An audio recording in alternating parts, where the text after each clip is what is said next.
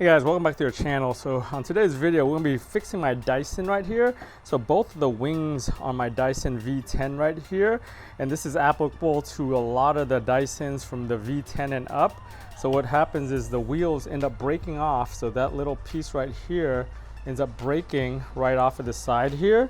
And then you end up losing your wheels. And once you do that, then this thing doesn't roll correctly anymore.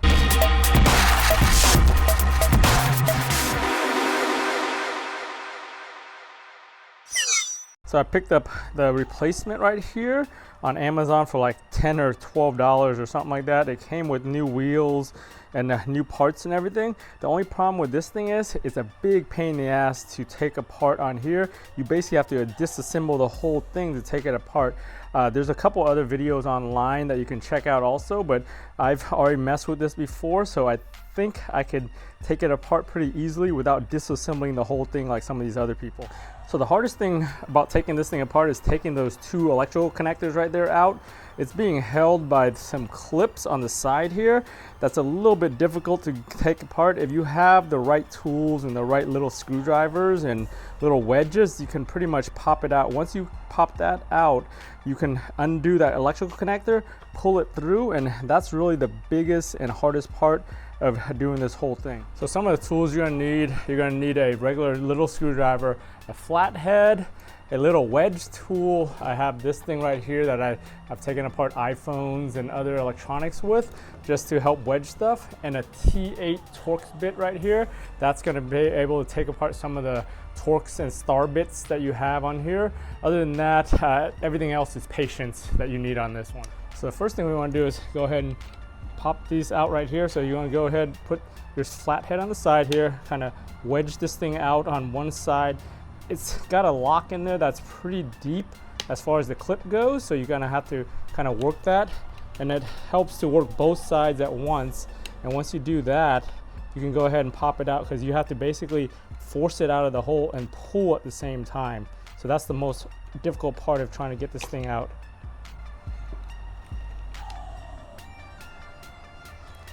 Once you get one side that's a little bit loose, then you go work the other side.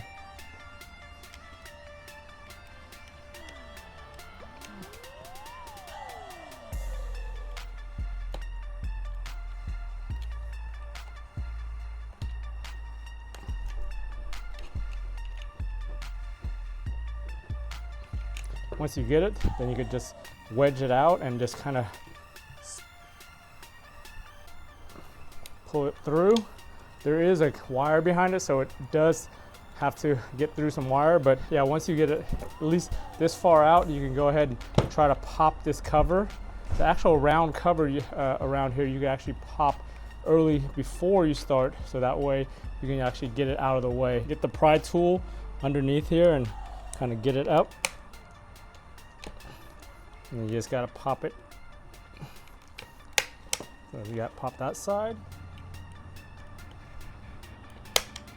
So once you get those two out, then you can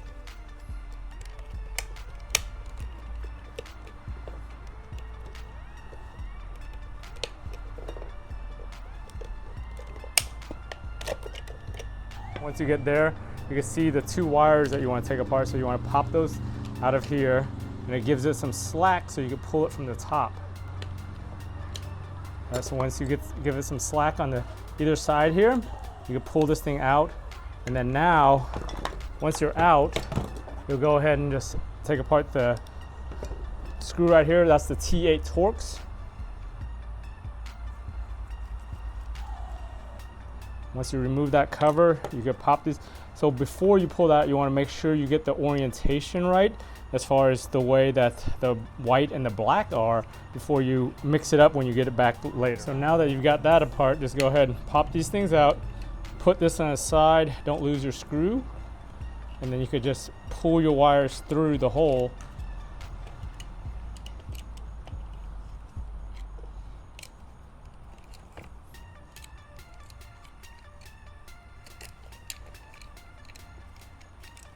Once you pull the wires through, now that pretty much loosens, it allows the joint right here to come apart. So at this point, you can start taking apart the side here, the other side, And then there's one more screw underneath. On most of yours, if you haven't lost your label down here, that's the model number label.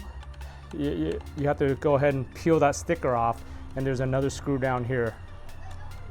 Once you do that, pretty much the whole joint can come apart, and you can pull this apart, and then that's pretty much it as far as the hard part of this whole disassembly and reinstall. You have to reuse all this later. So now that we've gotten that all taken apart, so now all you have left is the neck. The only thing with the neck is it doesn't go through because it has to go through the other direction because of these right in here.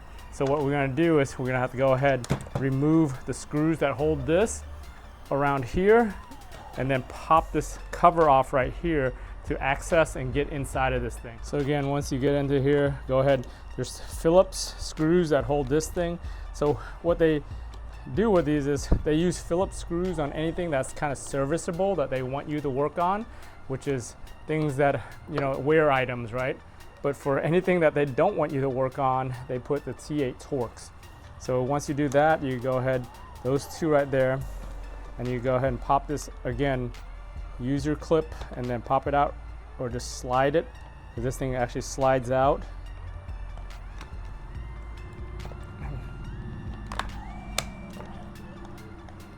So once you do that, you're gonna get access into here. So now you have these two screws right here on the neck, and then two screws here that hold it to the top over here that kind of gives you access to getting that neck out, because you still have to deal with all these wires once you pull it out or get it out of the way.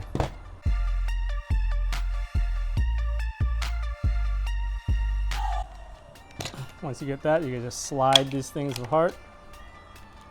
The whole two sides here are the hardest part on this, trying to get it out. So you want to, and it's not really that hard, it slides into there. So you basically just have to make sure you get it in the right spot to prop it out, and then get it above here. And once you do that, you basically you don't have to even take apart all this. You just gotta get it enough so you get that neck out, and then get all your wires. So again, you go ahead and pop the wires out. Luckily, they have these little plastic stoppers that keep this thing organized, and so you just pull your cables through that you don't need right now, and then you basically have this thing loose, and then now you could take that thing apart. So that's it.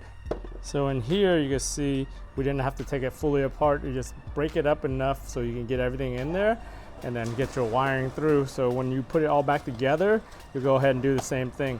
One of the things I didn't do on here, I forgot, was there's one more screw down the center that explains why this thing didn't come apart.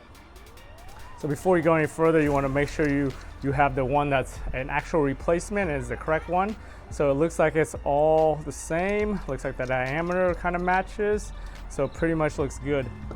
One of the things I noticed when I got this, and I saw it with the reviews about people complaining about the wheels not spinning smoothly, and I see why. What happens is, right now, what you see is basically it goes into here, right? But it's supposed to actually fit really snug to the bearing.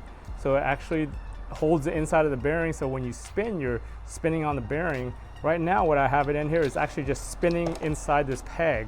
So one of the things I'm thinking about doing, because what happens is when I tighten this down, I'm hoping that it spreads the plastic out. So now we'll go ahead and put everything back together, kind of the reverse of how we took it apart, right? So you want to make sure you get this thing back in here like this, get your wires fished through. Once I go there, then I can push this thing back. So like push it there. Once we clear, now we can put this right through like this.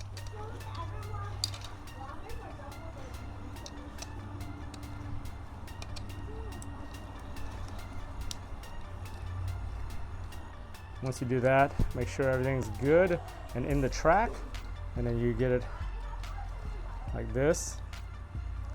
Make sure you have all the orientation correct, like the position of these holes and everything, so it looks like everything's in the right spot.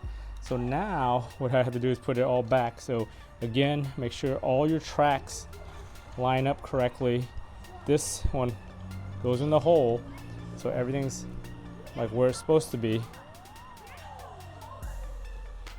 And then once you've confirmed that, you want to go ahead, get it back into here, and You gotta have the correct orientation.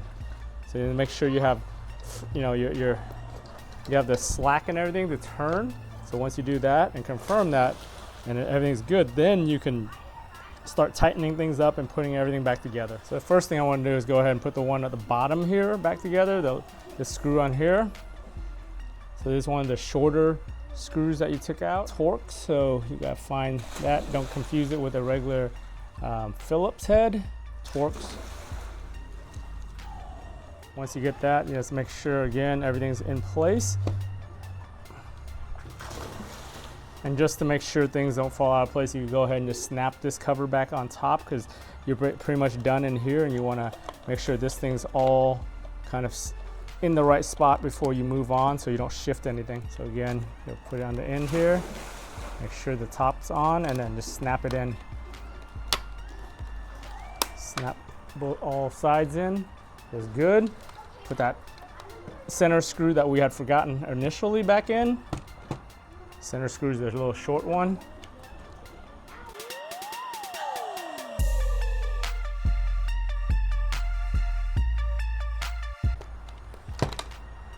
Once that's back, you go ahead and put the rest of these around the neck back together.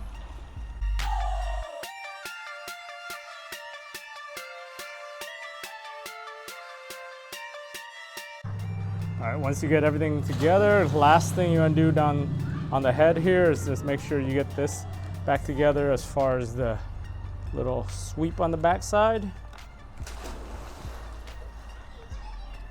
So now that we've got that back together, go ahead, fish these wires through here. Again, trying to get this thing back in. And then once you got that, you know, everything's good there, kind of figure out the wire situation here. And then we'll go ahead and put the two side screws onto here just to hold it.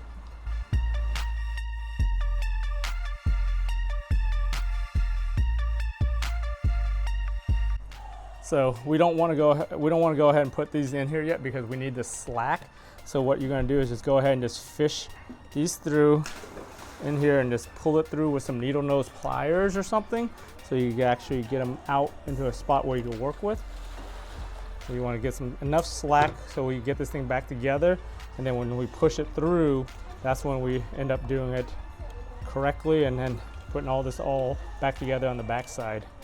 So once you fish that through, so next thing you want to do is go ahead, get the electrical connector part and get that thing back into here like the way we had it earlier. This is where it gets a little bit tricky, so you gotta remember how you took it apart, but yeah, you wanna go ahead and try to line that thing in the hole, get this thing to sit in there properly. Once you're sure you have the right orientation and everything's in there, just go ahead, tighten the set screw. All right, so once we're all good here and everything's confirmed as far as orientation, go ahead and just slide this thing back in, and it'll click back into place perfectly. And then now your slack is going to be back in that hole, so you go ahead and pull it through as much as you can and then get it along the channel on here and then back into the top channel here. So it helps just to get a little flathead screwdriver, push it down, and then same over here. We want to make sure you pull it all the way through, chan it back to here, and just go ahead, put it there. And you're gonna need leave some slack in here because that's gonna be where your joint turns. But once you're confirmed everything is in place and nothing's kind of hanging out or jammed or anything as far as wiring goes, you're gonna go ahead and just put the collar that we had taken apart back through. So the collar goes through there, it snaps back in, and then you just basically snap it on both sides here. The hard part I found is trying to snap it back into here correctly because it's got a two-way kind of pop, but yeah, you just press it really hard and it'll snap right in. So the new set of wheels came with new screws too. What I noticed is the screws that come with this thing are a little bit different than the ones that came out of here. I was planning to reuse my old screws because they have this little blue thread lock on it that kind of stops it from spinning out, but the new ones are actually smaller So I've got it in there. Go ahead and put the cap on, and then this one's also a T8 Torx. Yeah, when I spin it in here, it's definitely not spinning on the bearing. It's spinning just freely in that hole, so that's not good. I think this is the biggest complaint that I read online, that they always say that with these new wheels, they actually spins well on floors, but once you get into the carpet and stuff, it actually drags, and I see why, because right now it's not sitting in that thing and the wheel's actually loose. So one of the things I actually did is I took the wheels off, used the screw, and what you want to do is go ahead and just screw it in there to open up the threads, and then also screw it in and kind of make it actually go bigger, because once you screw it in, it actually opens that thing up a little. So I'm going to do that, and then also once I do that, because this thing is actually a skinnier screw too than the one that it came out of here, I'm gonna go ahead and try to open it with this one too, to kind of open the hole up and basically drill it out, right?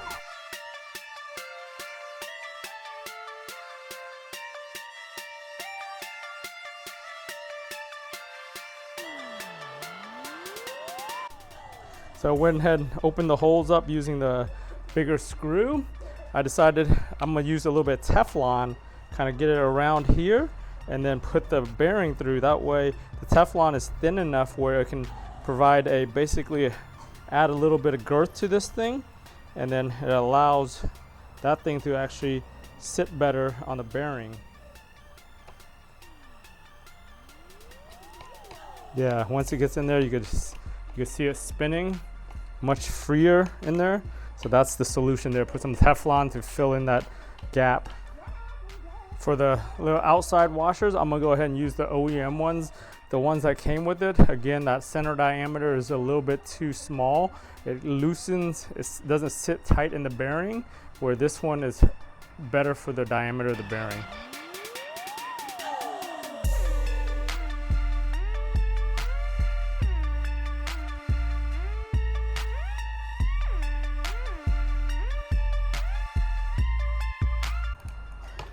All right, everything spins smoothly inside the bearing now.